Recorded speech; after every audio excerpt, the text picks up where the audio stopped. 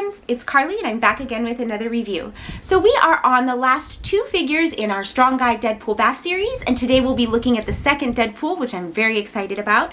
But before we do that, I just want to thank all of my new subscribers so much for being here. I've been watching you guys roll in and it's really exciting and overwhelming. I always try to respond to most of my comments, so if you haven't gotten an answer to a question yet, please be patient and I am going to get through those as quickly as possible. I'd also like to remind everyone to please turn on your notification bell. I try to keep my posting schedule pretty consistent, but because of work and other obligations, sometimes I'm off by a day or a few hours, and if you have your notification bell on, you'll always know when I post a new video. And thirdly, I've been getting asked a lot in the comments lately where I get my toys. So for a while for me, as I started to really do these reviews, it was a process. I wasn't sure who the best person was or who the best company was, and I was having some struggles getting things in hand. But after a couple of experiences, I've really sort of settled on Big Bad Toy Store, and I'm going to be sharing the links for all of the toys that I buy in the description of my videos from now on. So I got this Deadpool BAF series really quickly several weeks ago, actually a couple of weeks ago. Before I was seeing them in stores, I pre-ordered from BBTS. The link will be in the description, and I've had really great customer service experiences with them too. So if you guys remember in my Age of Apocalypse Jean Grey figure, I'm going to share the link to that video here. I actually got a damaged Sugarman piece, which was a production error. I took a few pictures, sent it over to BBTS, and literally within the week, I had a replacement figure in hand, ready to review. So I've been really happy with them so far. That is where I got these toys. I will link them in the description, and if you guys have any questions, please just feel free to ask me in the comments. With all of that said, all of that housekeeping out of the way, we are ready to look at our Deadpool figures. So this is our second in the line. The first that we looked at was from the 2008 Way Deadpool series, Pirate Pool. This one is from the 2004 Cable and Deadpool series, and it is from the second story arc. I want you guys to see his weapons in hand because that's always really important, but we're gonna go ahead and take them out. You can see that they do fit into his hands really well. He's able to hold them, but we wanna get a closer look at some of his finer details, so I'm gonna remove them for the rest of this review. So this Deadpool is from Deadpool, or Cable and Deadpool series from 2004, and this is the second story arc known as the Passion of the Cable. And in this series, the X-Men actually hire Deadpool to gather the parts of a teleportation device so that they can stop Cable, who has sort of taken on this weird messiah complex. He feels like he's the savior of the world. In the first storyline, there is a virus that has been stolen and is being used by this church to conform the way that everybody looks so that everybody can be one and the same. And through a really crazy series of circumstances, Cable discovers that people who have consumed it, he can suck the virus out of them. And he and Deadpool both end up getting, or I think Deadpool ends up getting infected with it. Cable sucks it out of him, and they sort of merge their two beings, and it's crazy. It's a crazy storyline. I mean, I enjoy reading it because I really like the way that Cable was written in the series. And the first story arc is called If Looks Could Kill. The one that this suit is from is called The Passion of the Cable, or I think they called it Burning Sacrifice later. I think maybe the first was a little bit too lit for them to keep on, so they changed the name. But I like the way that the characters are written, but the stories are pretty wild and over the top. So in this storyline, Cable is trying to get the world's leaders to work with him to sort of create a more peaceful world, I guess, but really it seems to be more about his ego and like what he has to contribute.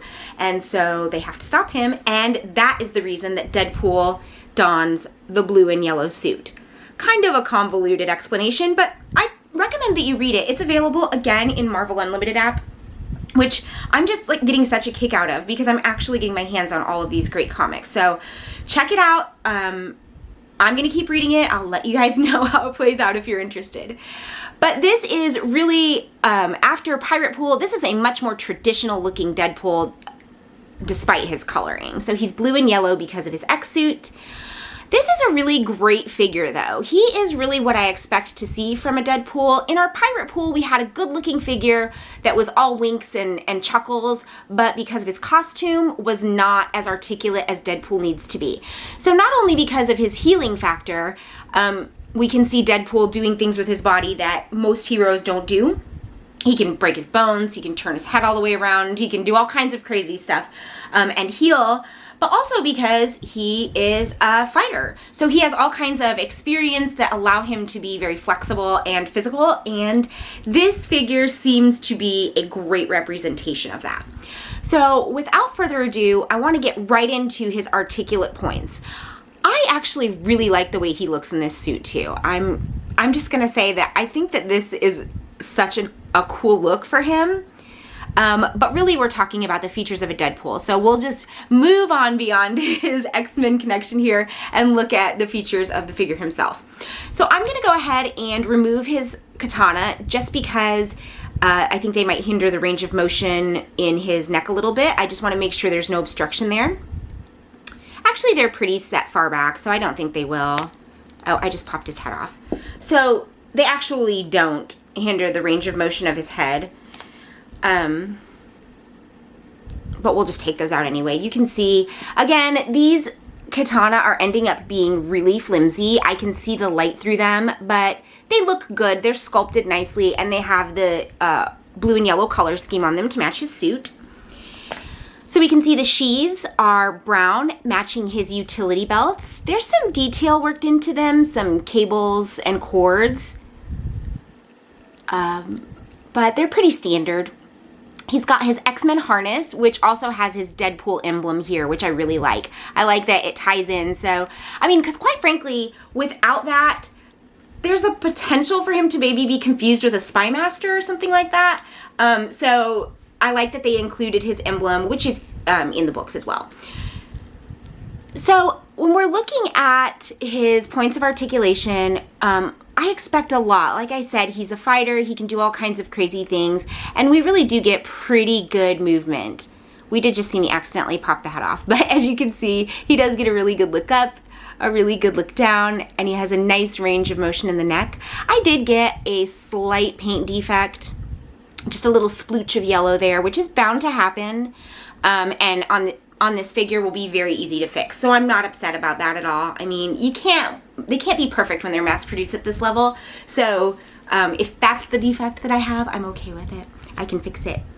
So let's look at his arms. So he actually has such a, so many points of articulation in his arms and shoulders and with butterfly joints that it's almost a little bit more difficult to manipulate him because he moves in so many ways. I'm going to show you what I mean. So just trying to lift his shoulders directly up, the problem that I start running into is that the butterfly joints are very flexible.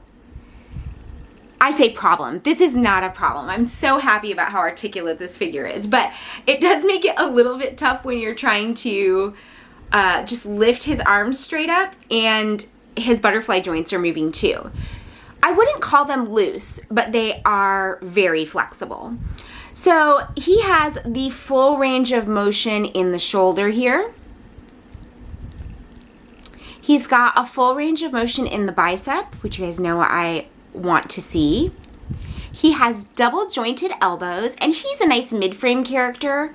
So the bicep doesn't really obstruct that motion very much, which is great. We actually get good use out of it. He has a nice turn in the wrist, and as you can see from the joint right here, his wrists go a click backwards and a click forward. So the arms are excellent. You saw when I put his arms back, how far back the butterfly joints go, which is excellent. And they go forward pretty far too. So not as far maybe as you would like to see. What I'm noticing overall as I'm trying to demonstrate these is that there's a looseness in this bicep joint that it's like you almost have to hold it to do anything else. But this is what we get forward. So you almost really need to hold that bicep in place so that it's not, at least on my right side. My right side is a bit looser than my left. But there we go. That's what we've got in the arms. So I'm really happy with the way that they look. And there are multiple points of articulation that I haven't been seeing. Now, with his bow forward from the abdomen, this harness is really going to hinder a lot of that. We do get a little bit, but not the full range. It sort of pops back. You can see that it like bends and starts to pull back. But we do get to see a pretty good bow forward and bow back even with this on. This harness too, I believe, I haven't tried it and I'm not going to try to manipulate it now, but if you remove his head and put his arms straight out, I believe because of the flexibility here that you can remove this harness if there were some reason you wanted to do that. I can't really imagine why. If you really needed a pronounced bow forward and backward, that might be a reason, but he does work with it on. He's got 360 degrees in the waist here. He's got, oh, let's look at the lateral lift. The lateral lift is better, but still, you know, not as good as it should be, especially with butterfly joints as flexible as what he has. That sort of heightens the idea that he should be flexible because he should, and the legs need to go higher. I want to see higher, but they're all right. They're still better than some we've gotten. They're a lot better than Shikla. So let's look at the 360 degrees in the thigh. Great. We've got great knees. I'm really happy with the double jointed knees here, obviously double jointed, but with the bending of the knees, the lack of obstruction from the thigh and the calf. We've got the calf turn, 360 degrees. We've got the ankles that are excellent and really standard on every figure now with a full range of motion from side to side, front and back. So overall, not overall, completely, the range of motion and flexibility on this figure is really satisfying. It's the way that Wade Wilson should move. It's what you would feel you would get in a traditional Deadpool suit. So since I don't have a traditional Deadpool yet, in his red suit, this is really like a satisfying moment for me because I feel like I have my Deadpool and I am enjoying reading. I don't want to discourage anybody from reading this Cable and Deadpool series. I think it has a lot of really great things in it, and I think because in issue number 2 of the series, they actually mention that Deadpool is a cross between Ryan Reynolds and a Shar-Pei, that's what his physical appearance is. So I think that there's going to be a lot drawn from this series in future iterations of hopefully Cable and Deadpool movies to come up, which I am dying for. And I just thought that was really funny because this is all the way back in 2004 and they were already sort of drawing the comparison between Deadpool and Ryan Reynolds.